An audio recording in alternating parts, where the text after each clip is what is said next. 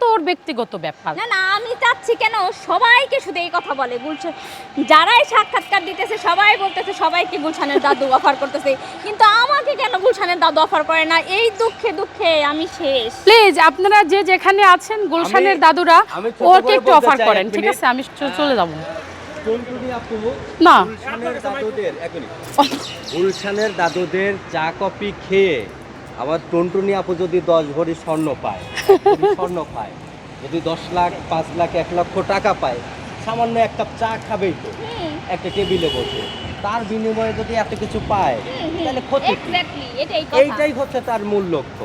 কিন্তু গুলশানের দাদুরা যদি তাকে কোনো গিভেন টেকের অফার দেয়, সে তো সেটাতে যাবে না। ও চা কফি খেতে চেয়েছে। শুধুমাত্র তার আক্ষেপ, মনের আক্ষেপ এইটাই যে আমি যদি একটা চা খেয়ে যদি এত কিছু পাই তাতে ক্ষতি কি? এটাই বোঝাতে চাই। আপনি যখন এই যে চা খাবেন তখন যদি একটা ঘুমের ওষুধ মিলিয়ে দিয়া তারপর যদি আপনি সর্বস্ব লুটে নেন তখন কি হবে? ঘুমের ওষুধ দিবে? আমার চোখ 6টা ভাই, এই যেটা এখানে 6টা চোখ। ঘুমের ওষুধ দিলে ওরে ঘুমের ওষুধ খাওয়ায় ঘুমাই রাখবো। না না না, বলতে পারে নাই। আমি তো তার হিরো হিসেবে পাশাপাশি কাজ করতেছি। এটার মানে মানে অন্তরালে আমি কিন্তু আছি। এটা সিসিটিভি ক্যামেরা হিসেবে থাকবো।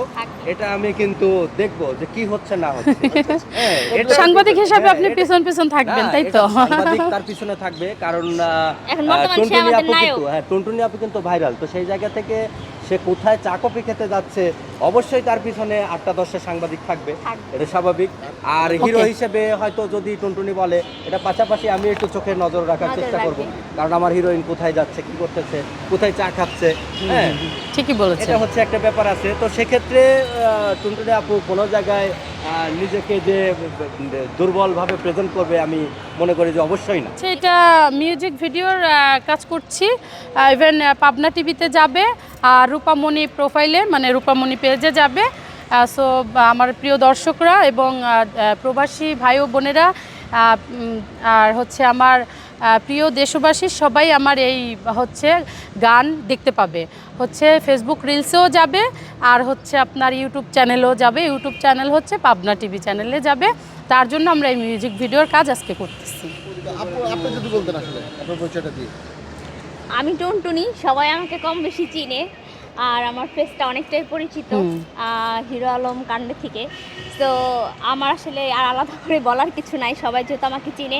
আমার একটা পেজ আছে, সবাই বেশি বেশি পেজটাকে ফলো দিবেন, পাশে থাকবেন, এবং আমাদের কাজগুলোকে সবাই বিনোদন হিসেবে নেবেন। আপনাদের বিনোদনের জন্য আমরা কিন্তু অনেক পরিশ্রম করি, সেই সকাল থেকে সন্ধ্যা পর্যন্ত এই রোদে পুড়ে তারপরে শেষে আমরা শুটিং করতেছি আপনাদের বিনোদনের জন্য। আপনারা 2 সেকেন্ড দেখে একটু মজা পাবেন, আনন্দ পাবেন, ভালো লাগবে, মন ভালো হয়ে যাবে কারো মন খারাপ থাকলে। সেজন্য আপনারা সবাই বেশি বেশি করে আমাদেরকে সাপোর্ট করবেন, উৎসাহিত করবেন কাজে, আমরা যেন ভালো কাজ আপনাদেরকে উপহার দিতে পারি। ভাইয়া যদি একটু বলতেন আসলে। আসলে আমি জুটি হিসেবে কাজ করতেছি রূপমণির সাথে, আমার সাথে আবার আছে টুনটুনি আপু। হ্যাঁ, তো আমরা আসলে সমন্বয় রেখে, গুণগত মান রেখে রিলসের কাজগুলো করতেছি। সামনে ভালো ভালো মানের নাটক নির্মাণ করব, নাটকে থাকবে রূপমণি, টুনটুনি থাকবে। হ্যাঁ, তো সব মিলে হচ্ছে যে আমরা ভালো কাজ করতে চাই, অডিয়েন্সের ভালো লাগা ভালোবাসার মধ্য দিয়ে আমরা সামনের দিকে অগ্রসর হতে চাই।